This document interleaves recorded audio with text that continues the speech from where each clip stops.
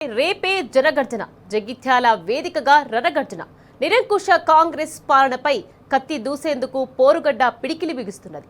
గులాబీ పార్టీ బహిరంగ సభకు జగిత్యాల వివేకానంద స్టేడియంలో భారీ స్థాయిలో ఏర్పాట్లు జరుగుతున్నాయి. 1,00,000 మందికి పైగా జనం తరలి వచ్చే ఈ బహిరంగ సభ అరేంజ్మెంట్స్ ను నియోజకవర్గ బీఆర్ఎస్ నాయకులు దగ్గరుండి చూసుకుంటున్నారు. ఎవరికి చిన్న ఇబ్బంది కూడా రాకుండా పకడ్బందీగా ఏర్పాట్లు సాగుతున్నాయి. చిన్న డీటెయిలింగ్స్ కూడా మిస్ అవ్వకుండా అరేంజ్మెంట్స్ జరుగుతున్నాయి. రేపు జరిగే భారీ బహిరంగ సభకు గులాబీ దళపతి కేసీఆర్ హాజరవుతారు. ఈ సభలోనే కాంగ్రెస్ సీనియర్ నేత మాజీ మంత్రి జీవన్ రెడ్డి బీఆర్ఎస్ పార్టీలో చేరతారు. కేసీఆర్ ఆయనకు గులాబీ కండువా కప్పి సాధారణంగా పార్టీలోకి స్వాగతిస్తారు.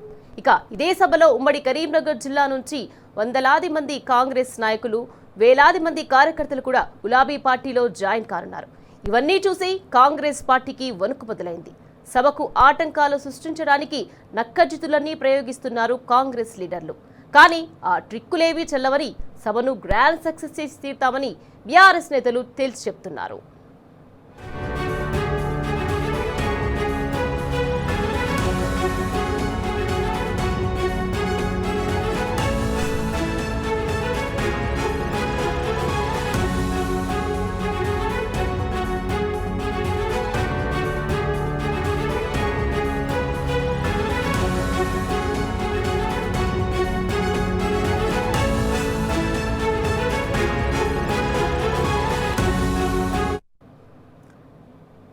ఇక జగిత్యాల వివేకానంద స్టేడియంలో బీఆర్ఎస్ సభ ఏర్పాట్లకు సంబంధించి మరింత సమాచారాన్ని అక్కడి నుంచి మా ప్రతినిధి సందీప్ మనకు లైవ్ లో అందించేందుకు సిద్ధంగా ఉన్నారు. సందీప్, చెప్పండి, ఇక రేపే బీఆర్ఎస్ బహిరంగ సభ జగిత్యాలలో జరగనుంది. దీనికి సంబంధించి ఏర్పాట్లు ఎలా జరుగుతున్నాయి, ప్రస్తుతం ఏర్పాట్లు ఎక్కడి వరకు అయ్యాయి, దీనికి సంబంధించి పూర్తి డీటెయిల్స్ ఏంటి సందీప్?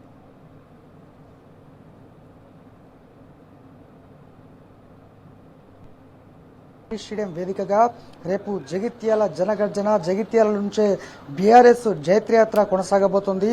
రేపు 4 గంటలకు తొలి ముఖ్యమంత్రి కేసీఆర్ గారు తెలంగాణ భవన్కు చేరుకొని అక్కడ తెలంగాణ తల్లి విగ్రహానికి పూలమాల వేసిన తర్వాత నేరుగా సభాస్థలికి చేరుకుంటారు. దాదాపు గంట సేపు ప్రసంగం ఉండబోతున్నట్టు మనకు తెలుస్తోంది. రాష్ట్రంలో మొత్తంలో జరుగుతున్నటువంటి కాంగ్రెస్ పార్టీ అరాచకాలు, కాంగ్రెస్ పార్టీ విఫలమైనటువంటి సందర్భాన్ని కూడా కేసీఆర్ గారు వివరించబోతున్నారు. మొత్తంగా సర్వత్రా రాష్ట్ర వ్యాప్తంగా కూడా ఒక ఆసక్తి నెలకొంది. కేసీఆర్ గారు ఎప్పుడెప్పుడు వస్తారు, ఎటువంటి ప్రసంగం చేస్తారనే దానిపై సర్వత్రా ఆసక్తి కూడా నెలకొంది.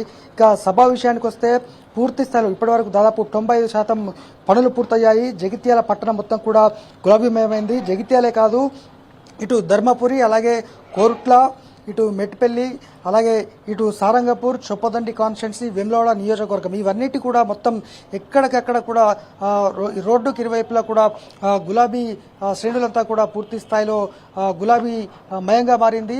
భారీగా ఫ్లెక్సీలు అయితే గ్రౌండ్లో మనం ఎటు చూసినా కూడా ఒక్కసారి మనం చూసుకోవచ్చు. ఇటు ఏర్పాట్లు కొనసాగుతున్నప్పటికీ ఇప్పుడే అంటే ఇంకా దాదాపు 1,00,000 మంది వస్తున్నటువంటి నేపథ్యంలో ప్రస్తుతం అయితే కుర్చీలు సిద్ధం చేస్తున్నారు. మరోవైపు మనం చూడొచ్చు, ఎక్కడ చూసినా కూడా పూర్తి స్థాయిలో ఈ గ్రౌండ్ పరిధిలోనే దాదాపు ఒక 50కి పైగా భారీ ఫ్లెక్సీలు అయితే ఏర్పాటు చేశారు. ఇక 2 గంటల నుంచే కళాకారుల ఆటపాట కొనసాగబోతుంది. మొత్తంగా ఎప్పుడెప్పుడు కేసీఆర్ గారు వస్తారు, ఎటువంటి అంశాలపై ప్రసంగిస్తారనే దానిపైన అయితే సర్వత్రా ఆసక్తి నెలకొంది.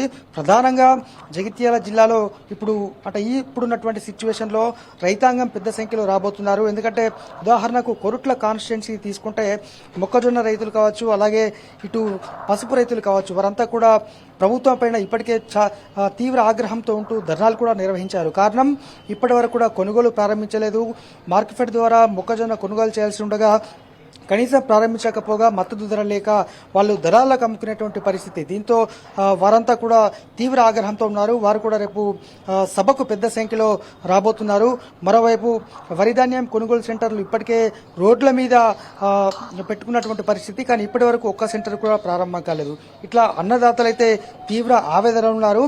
వాస్తవానికి ఏ వర్గాన్ని చూసినా కూడా, ఏ ఒక్కరిని కదిలించినా కూడా ఆవేదనే వ్యక్తం చేస్తున్నారు. కారణము, ఏ ఒక్క హామీ నెరవేర్చలేనటువంటిది వాళ్ళు చెప్పే వాదన. ఈ క్రమంలో ఇప్పటికే జగిత్యాల జిల్లా వ్యాప్తంగా కూడా సన్నాహక సమావేశాలు కొనసాగాయి. అటు చొప్పదండిలో పెద్ది సుదర్శన్ రెడ్డి, జగిత్యాల కాన్స్టిట్యున్సీ కి పల్లా రాజేశ్వర్ రెడ్డి, ధర్మపురికి తక్కలపల్లి రవీందర్ రావు, వేములవాడ కాన్స్టిట్యున్సీ కి బాల్క సుమన్ వీళ్ళందరూ కూడా ఇన్ఛార్జ్ ఇచ్చారు. మరోవైపు ఇటు జగిత్యాలకు చెందినటువంటి నేతలు ఎమ్మెల్సీ ఎల్ రమణ గారు, జిల్లా అధ్యక్షులు Vidyasagar Rao, doctor Kalvakuntla Sanjay Kumar, Korutla MLA, ZP మాజీ చైర్పర్సన్ దావ వసంత వీళ్ళంతా కూడా మరోవైపు రేపు పార్టీలో చేరబోతున్నటువంటి 43 ఏళ్ల సుదీర్ఘ అనుభవం కలిగినటువంటి జీవన్ రెడ్డి గారు ఇప్పటికే ఆయన దాదాపు జగిత్యాల నియోజకవర్గాన్ని ఒకసారి కాదు 2 సార్లు పూర్తిగా చుట్టి వచ్చారు. వాళ్ళంతా కూడా ఎక్కడికి వెళ్ళినా కూడా పూర్తి స్థాయిలో రేవంత్ రెడ్డి పోవాలి, కేసీఆర్ రావాలి అనేటువంటి నినాదమే కొనసాగుతోంది. నాడు జగిత్యాల జైత్రయాత్ర కొనసాగింది. సాయుధ రైతాంగ పోరాటానికి వ్యతిరేకంగా కొనసాగినటువంటి జగిత్యాల జైత్రయాత్ర అన్న విధంగా రేపు బీఆర్ఎస్ జనగర్జన, జగిత్యాల నుంచే బీఆర్ఎస్ జైత్రయాత్ర ప్రారంభం అనే విధంగా రేపు సభ కొనసాగుతుంది. అలాగే పెద్ద సంఖ్యలో జీవన్ రెడ్డి అనుచరులతో పాటు కాంగ్రెస్ పార్టీలో కొనసాగుతున్నటువంటి సీనియర్ నేతలు, పాత కాంగ్రెస్ పార్టీ నాయకులు, దాదాపు 30-40 ఏళ్ల నుంచి పార్టీని అంటిపెట్టుకున్నటువంటి కాంగ్రెస్ నేతలంతా కూడా జీవన్ రెడ్డి సమక్షంలో కేసీఆర్ గారి ఆధ్వర్యంలో రేపు పార్టీలో చేరబోతున్నారు. అందుకు సంబంధించి కూడా ఇప్పటికే నిన్న మన ఉదాహరణకు మొన్న కొడిమ్యాల మండలంలో చూసాం. దాదాపు మాజీ సర్పంచులు, కాంగ్రెస్ పార్టీకి చెందినటువంటి పాత నేతలు కూడా పెద్ద సంఖ్యలో వాళ్ళు పార్టీకి రాజీనామా చేశారు. రేపు కేసీఆర్ గారి సమక్షంలో బీఆర్ఎస్ లో చేరబోతున్నారు. కారణం కొడిమ్యాల ప్రాంతంలో ఒక ఉదాహరణ కొడిమ్యాల చూసుకుంటే దాదాపు చొప్పదండి కాన్స్టిట్యున్సీ మొత్తంలో కొడిమ్యాల మండల్ ఒకటి, మల్యాల మండల్, ఈ 2 మండలాలకు సంబంధించి కూడా అక్కడ దాదాపు ఒక 10,000 ఎకరాల వరకు కూడా పంటలు ఎండిపోయినటువంటి పరిస్థితి. ఆ రైతాంగం మొత్తం కూడా తీవ్ర ఆవేదనలో ఉన్నారు. గెలిచిన వెంటనే మొదటి సంతకము రైతులకు నీరందిస్తా అంటూ అక్కడి స్థానిక ఎమ్మెల్యే మేడిపల్లి సత్యం చెప్పినప్పటికీ 2.5 సంవత్సరాలు గడిచినా చేయలేదన్నటువంటి వాళ్ళ వాదన. ఇక మరొక ప్రధానమైన అంశం కేసీఆర్ గారి సభ నేపథ్యంలో మరొక కీలక అంశం ఇది. Revanth Reddy as a CM స్థాయిలో దాదాపు 80 మంది జగిత్యాలకు చెందినటువంటి ద్వితీయ శ్రేణి కాంగ్రెస్ నాయకులతో ఒక సమావేశం ఏర్పాటు చేశారు హైదరాబాద్ లో. అందులో మీరే నన్ను కాపాడాలంటూ వ్యాఖ్యలు చేశారు. అంటే కేసీఆర్ సభ నేపథ్యంలో ఎంత తీవ్రంగా కాంగ్రెస్ పార్టీ భయపడుతుందో మనం అర్థం చేసుకోవచ్చు. నిన్న కేటీఆర్ గారు కూడా క్లియర్ గా చెప్పడం జరిగింది. సింహం వస్తుందంటే గుంటనక్కలు భయపడుతున్నాయి.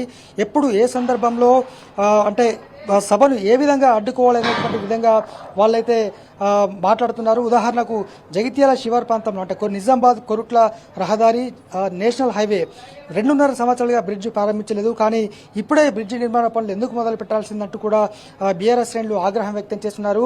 దాదాపు 3 నెలల పాటు ఆ బ్రిడ్జి నిర్మాణ పనులు కొనసాగబోతున్నాయి.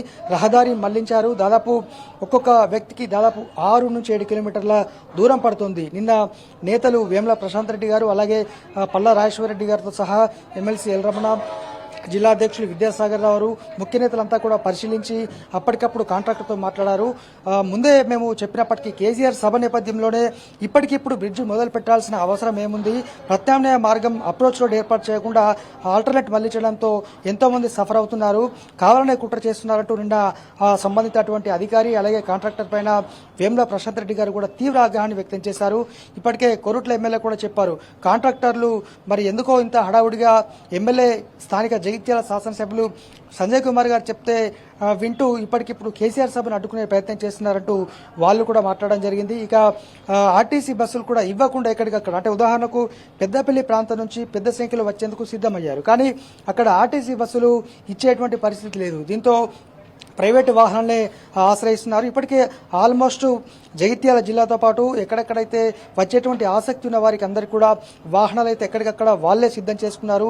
బూత్ స్థాయి నాయకులతో సమావేశాలు 2 సార్లు ముగిసిపోయినటువంటి సందర్భం. మొత్తానికి ఎక్కడికక్కడ జగిత్యాల ఈ ఇన్ఛార్జీలు పల్లారాజేశ్వర రెడ్డి గారు, పెద్ది సుదర్శన్ రెడ్డి, తక్కలపల్లి రవీంద్రరావు గారు, బాల్క సుమన్ గారు, జగిత్యాల నేతలు ఎమ్మెల్సీ ఎల్ రమణ గారు వీళ్ళంతా కూడా జిల్లా అధ్యక్షులు విద్యాసాగర్ రావు, మాజీ జడ్పీ చైర్పర్సన్ దా వసంత గారు ఇలా నేతలంతా కూడా కొరుట్ల ఎమ్మెల్యే డాక్టర్ కల్వకుట్ల సంజయ్ వీళ్ళంతా కూడా ఎక్కడికక్కడ క్షేత్రస్థాయిలో పర్యటిస్తున్నారు. జగిత్యాల కాన్స్టిట్యున్సీలో ప్రధానంగా జగిత్యాల పట్టణంలో 50 మున్సిపాలిటీలు ఉంటాయి, మున్సిపాలిటీ వార్డులు ఉంటాయి. ఈ వార్డులకు సంబంధించి కూడా మెజార్టీ కౌన్సిలర్లు కాంగ్రెస్ పార్టీ టికెట్ ఆశించి భంగపడ్డటువంటి నేతలు కూడా రేపు తీర్థం పుచ్చుకున్నారు. వారంతా కూడా ఇప్పటికే ఇన్ఛార్జ్ పల్లా రాజేశ్వరరెడ్డితో సహా జగిత్యాలకు చెందినటువంటి ముఖ్య నేతని కలిశారు. జీవన్ రెడ్డి రాకను బీఆర్ఎస్ శ్రేణులు మొత్తం కూడా స్వాగతిస్తున్నామంటూ పెద్ద సంఖ్యలో ఎక్కడికక్కడ ఫ్లెక్సీలు అయితే ఏర్పాటు చేశారు. రేపు 4 గంటలకు కేసీఆర్ గారు ఇక్కడికి రాబోతున్నారు. మొత్తంగా ఇది ఒక రాష్ట్ర వ్యాప్తానికి సంబంధించినటువంటి అంశం కాదు. జగిత్యాల జైత్రయాత్ర నాడు దేశవ్యాప్తంగా ఎంత ఫేమస్ అయిందో కేసీఆర్ గారి సభ కూడా జగిత్యాల జనగర్జన అదేవిధంగా కొనసాగబోతోంది. మొత్తంగా ఎటువంటి అంశాలపైన ప్రసంగిస్తారు, కేసీఆర్ గారు ఏం మాట్లాడతారు, రేవంత్ రెడ్డి కాంగ్రెస్ పార్టీ పాలనపైన ప్రజలు ఎంత తిరోగమనంలో ఉన్నారో మనకు తెలుసు. వాటన్నిటిపైన కూడా కూలంకషంగా చర్చించే అవకాశం ఉంది. దాదాపు 4 గంటలకు ఇక్కడికి వచ్చిన తర్వాత 5 గంటలకు సభా వేదిక వద్దకు చేరుకుంటారు. 5 గంటల నుంచి 1 గంట పాటు ప్రసంగిస్తారు. ఈలోపు మొత్తం ప్రతి సమస్య కూడా ఎజెండా ఇప్పటికే అంటే అన్ని రకాల ఏర్పాట్లు అయితే మనం చూసాం పూర్తయ్యాయి. దాదాపు 90% పనులు పూర్తయ్యాయి. వచ్చేటువంటి వారికి ఎటువంటి ఇబ్బంది లేకుండా అంటే ఇటు కళాకారుల ఆటపాట ఉంటుంది కాబట్టి ఉదాహరణకు అంటే 2 గంటల నుంచే పెద్ద సంఖ్యలో ఇక్కడికి చేరుకుంటారు. ఎవ్వరికి ఏ ఒక్క ఇబ్బంది రాకుండా దాదాపు 3 లక్షలకు పైగా వాటర్ బాటిల్ను సిద్ధం చేశారు. 2 లక్షలకు పైగా మజ్జిగ సిద్ధం చేశారు. వారికి చల్లదనం కోసం ఇప్పుడు టెంట్లు కూడా ఏర్పాటు చేయబోతున్నారు. మొత్తంగా మధుప్రియ బృందం ఆటపాటలతో పాటు పెద్ద సంఖ్యలో కళాకారుల ఆటపాటలు 2 గంటల నుంచే కొనసాగబోతున్నాయి. Nikhat. Right, thank you Sandeep.